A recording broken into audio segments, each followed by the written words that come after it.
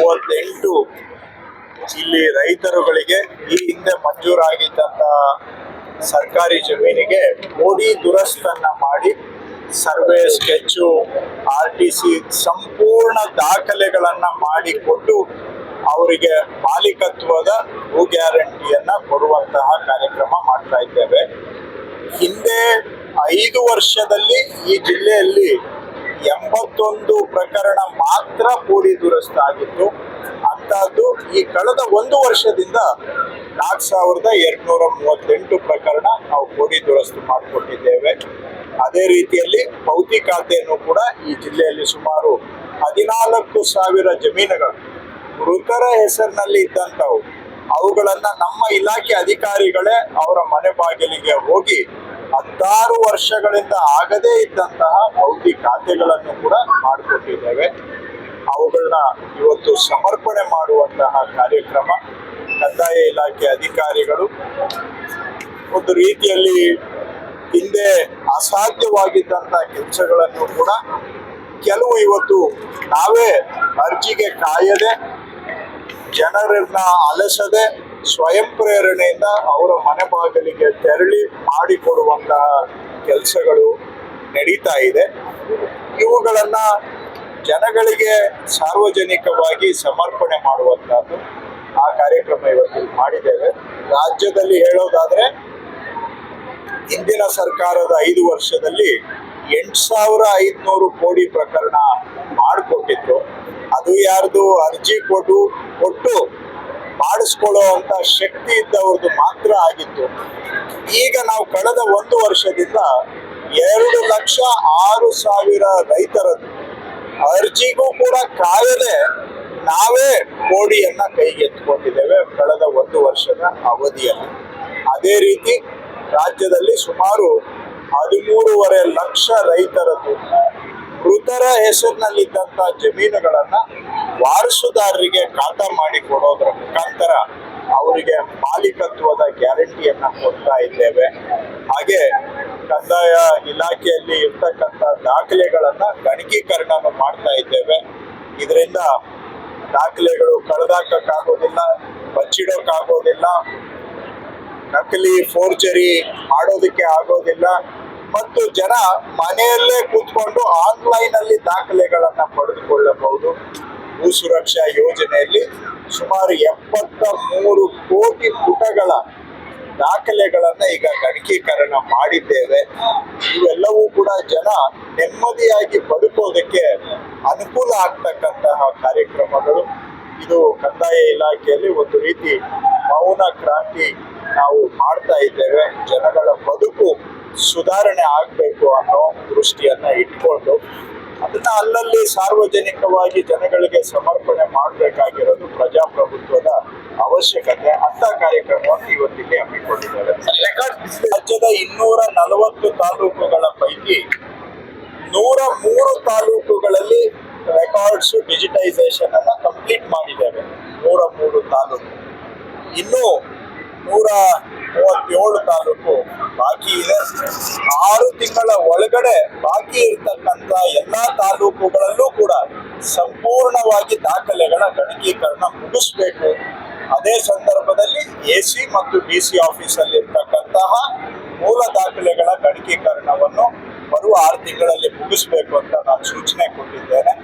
ಆದ್ರೂ ಸ್ಕ್ಯಾನ್ ಆಗಿರ್ಲಿ ಆಗದೆ ಇರ್ಲಿ ಜನ ಅರ್ಜಿ ಹಾಕೋದಕ್ಕೆ ನಮ್ಮ ಕಚೇರಿಗೆ ಬರಬೇಕಾಗಿಲ್ಲ. ಅವ್ರಿಗೆ ಬೇಕಾಗಿರೋ ದಾಖಲೆಯನ್ನ ಅವರು ಮನೆಯಿಂದನೇ ಆನ್ಲೈನ್ ಅಲ್ಲಿ ಅಪ್ಲಿಕೇಶನ್ ಹಾಕಿದ್ರೆ ಸ್ಕ್ಯಾನ್ ಆಗಿದ್ರೆ ಇಮಿಡಿಯೇಟ್ ಆಗಿ ಕೊಡ್ತೀವಿ. ಸ್ಕ್ಯಾನ್ ಆಗಿಲ್ಲ ಅಂದ್ರೆ ಸ್ಕ್ಯಾನ್ ಮಾಡಿ ಆನ್ಲೈನ್ ಅಲ್ಲೇ ಕೊಡ್ತೇವೆ. ಸ್ಕ್ಯಾನ್ ಆಗಿಲ್ಲ ಅಂತೇಳಿ ಅದಕ್ಕೋಸ್ಕರ ಕಚೇರಿಗೆ ಬರೋ ಅವಶ್ಯಕತೆ ಇಲ್ಲ. ಅರ್ಜಿ ಹಾಕಿದ್ರೆ ಅದನ್ನು ಸ್ಕ್ಯಾನ್ ಮಾಡಿ ನಾವು ಆನ್ಲೈನ್ ಅಲ್ಲೇ ಕೊಡ್ತೇವೆ. ಒಂದೊಂದು ಜಿಲ್ಲೆಯಲ್ಲಿ ಒಂದೊಂದು ರೀತಿ ಸಮಸ್ಯೆ ಇದೆ. ಕೆಲವು ಜಿಲ್ಲೆಗಳಲ್ಲಿ ಅನೇಕ ವಸತಿ ಪ್ರದೇಶಗಳು ಇದ್ದು ಕಂದಾಯ ಗ್ರಾಮ ಅಂತ ಇಲ್ಲದೆ ಮನೆಗಳಿಗೆ ಹಕ್ಕುಪತ್ರ ಇಲ್ಲದೆ ಸಮಸ್ಯೆ ಅನುಭವಿಸ್ತಾ ಇರೋರು ಇದ್ದಾರೆ. ದಕ್ಷಿಣಕ್ಕೆ ಬಂದ್ರೆ ಹಿಂದೆ ದಕ್ಷಿಣ ಕರ್ನಾಟಕದಲ್ಲಿ ಹಿಂದೆ ಸರ್ಕಾರದಿಂದ ಮಂಜೂರಾಗಿ ಆ ಜಮೀನುಗಳಿಗೆ ದಾಖಲೆ ಇಲ್ಲದೆ ಇರೋರು ಇದ್ದಾರೆ. ಸೊ ಒಂದೊಂದು ಭಾಗದಲ್ಲಿ ಒಂದೊಂದು ರೀತಿ ಸಮಸ್ಯೆ ಇದೆ.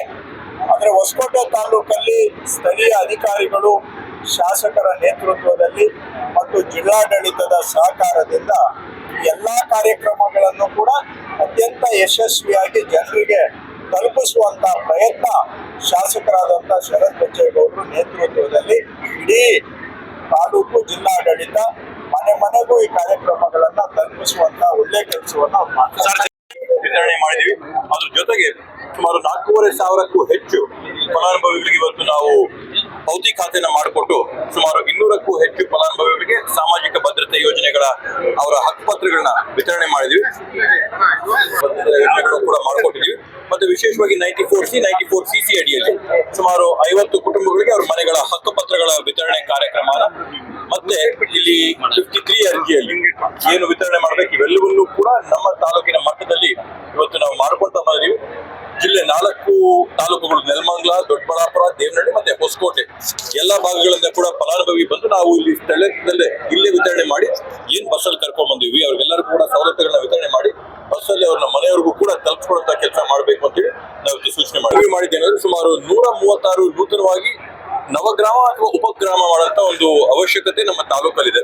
ಸುಮಾರು 5,000-5,500 ಮನೆಗಳಿಗೆ ಯಾವುದೇ ಒಂದು ಮೂಲ ದಾಖಲೆ ಇಲ್ಲದಂತಹ ಮನೆಗಳಿಗೆ ಇವತ್ತು ನಾವು 94D ಅಡಿಯಲ್ಲಿ ಅವ್ರ ದಾಖಲೆ ಕೊಟ್ಟಿದ್ದೆ ಆದ್ರೆ ಈ ಸ್ವತ್ತು ಮಾಡಿಕೊಂಡು ಮುಂದೆ ಅವ್ರ ಜೀವನಗಳಿಗೆ ನೆಮ್ಮದಿಯಲ್ಲಿ ಬಾಳಿ ಬದುಕಿ ಮಕ್ಕಳಿಗೆ ಮೊಮ್ಮಕ್ಕಳಿಗೆ ಅವರು ಕೊಡುವಂತ ಒಂದು ಅನುಕೂಲ ಆಗುತ್ತೆ ಅಂತ ನಿಟ್ಟಿನಲ್ಲಿ ಇವತ್ತು 136 ಉಪಗ್ರಾಮಗಳನ್ನ ನವಗ್ರಾಮಗಳನ್ನ ಮಾಡ್ಕೊಡ್ಬೇಕು ಅಂತ ಅವ್ರ ಹತ್ರ ಮನವಿ ಮಾಡಿದ್ವಿ.